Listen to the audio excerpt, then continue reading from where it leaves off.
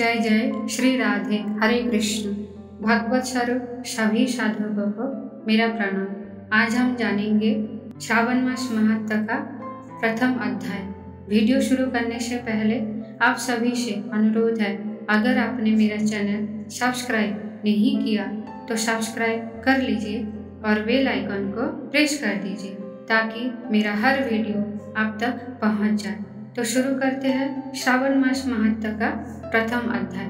मुनि श्रेष्ठ सनक ने श्री शुक जी से पूछा, हे महाभाग महामते, हे वैश्य शिष्य शुक जी, आपके मुख से हमने अनेक आख्यान सुनकर आनंद प्राप्त किया है। फिर भी हमारे कानों की प्यास अभी बुझी नहीं और अधिक सुनने की इच्छा है। अपने तुला राशि का सूर्य होने पर कार्तिक मास का महत्व, मकर का सूर्य हो जाने पर माघ मास का महत्व तथा मेष का सूर्य हो जाने पर वैशाख मास का महत्व सुना है। इन मासों के जो गुण धर्म है उनको भी आपने समझाया। अब इन मासों से भी उत्तम आपके अनुसार यदि कोई महीना परमपिता परमेश्वर को सदैव धर्म प्रिय हो तो उसे भी विस्तार पूर्वक कहे। हमारे मन में उसको सुनने की तीव्र लालसा है। ये सुनकर शुक जी ने बड़े प्रेम पूर्ण शब्द में कहा, अब सब मुनिगण ध्यान पूर्वक सुने, मुझे आपको सुनाने से आनंद प्राप्त होता है। आप सर्वगुण संपन्न है, अर्थात अच्छे श्रोता के जो 12 गुण बताए हैं तथा दंभ रहित, आस्तिक बुद्धि, शठता रहित, परमात्मा में अटूट भक्ति, भगवत चर्चा सुनने की तीव्र इच्छा, नम्रता, ब्राह्मण भक्त, सुशील स्वभाव, धैर्ययुक्त, पवित्र, तपस्वी तथा दोषारोपण रहित होना, वो सभी गुण आप लोगों में है। इससे मैं प्रसन्न होकर आपसे तत्व की बात कहता हूँ। धर्म को जानने की इच्छा से बुद्धिमान सनत कुमार ने परमेश्वर के दोनों हाथ जोड़ नमस्कार कर भक्ति पूर्वक पूछा, हे देवों के देव महादेव, अनेक योगियों के देव चरण कमल आपसे अनेक व्रत तथा धर्मों को सुना, किंतु इस समय हमारे हृदय में एक और ऐसे मास का महत्व श्रवण करने की अभिलाषा है जो 12 मासों में सर्वोत्तम, आपको अत्यंत प्रसन्न करने वाला तथा जो सब कर्मों का सिद्धि प्रदाता हो।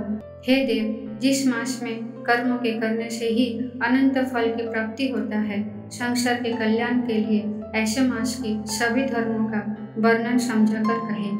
ईश्वर ने सनत कुमार से कहा, हे ब्रह्मसूत्र सनत कुमार, आपकी सेवा तथा भक्ति से प्रसन्न होकर मैं आपसे अत्यंत गुप्त बात कहूँगा। 12 महीनों में श्रावण मास मुझे बहुत प्रिय है। पूर्णिमा को श्रावण नक्षत्र का योग हो जाने से भी मास का नाम श्रावण कहा जाता है, जो श्रावण मात्र से ही सिद्धि देने वाला है, इसलिए श्रावण नाम कहा। आकाश के समान स्वच्छ हो जाने से नाभा नाम कहा है। उस मास के धर्म की गणना करने के लिए भूमि पर कौन समर्थ हो सकता है, जिसके संपूर्ण फलों को कहने के लिए ब्रह्मा जी हुए और जिस श्रावण मास के महत्व को देखने के लिए इंद्र हुए और जिसके फल को कहने के लिए भगवान अनंत ने 2 सहस्र जीवा धारण की। हे मुने, दूसरे मास इस मास की एक कला को भी नहीं प्राप्त कर सकते। संपूर्ण श्रावण मास धर्म रूप और व्रत रूप है। इस मास में कोई भी दिन व्रत शून्य नहीं देखा गया।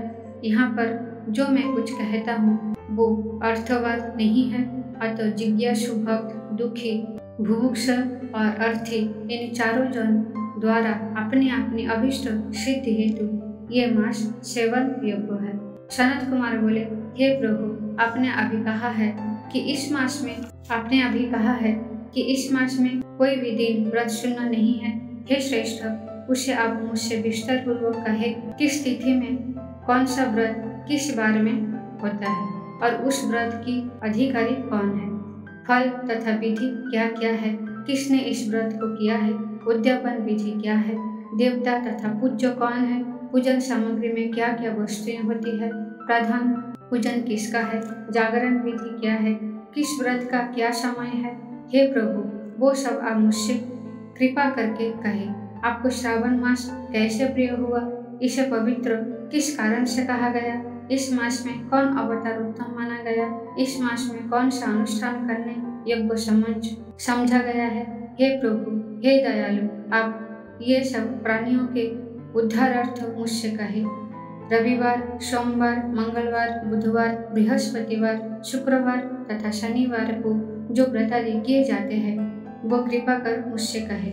आप सबके आदि कारण है, अतः आदिदेव भी कहे जाते हैं।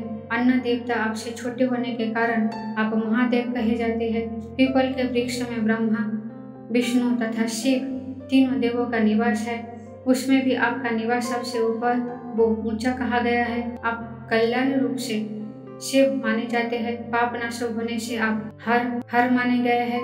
आदिदेव होने से आप श्वेत वर्ण है। शुक्ल वर्ण में विकार होने से अन्न वर्ण होते हैं। उनमें कर्पूर वर्ण के समान गौर वर्ण होने से आप आदिदेव है। पहले गणेश जी का अधिष्ठान रूप 4 दल का मूलाधार नाम का चक्र है, उसके ऊपर 6 दल का ब्रह्मा जी का अधिष्ठान नाम का दूसरा चक्र है और उसके ऊपर 10 दल वाला भगवान विष्णु का मणिपुर नामक तीसरा चक्र है। फिर हृदय में अधिष्ठान रूप 12 दल का अनाहत नाम का चौथा चक्र है। सबके हृदय में होने वाले उस चक्र में आपकी स्थिति कही जाती है। ब्रह्मा जी तथा भगवान विष्णु के ऊपर आपका निवास होने से आपको मुख्यतः कहा गया है। केवल आपके पूजन मात्रों से ही पंचायतन का अर्चन हो जाता है।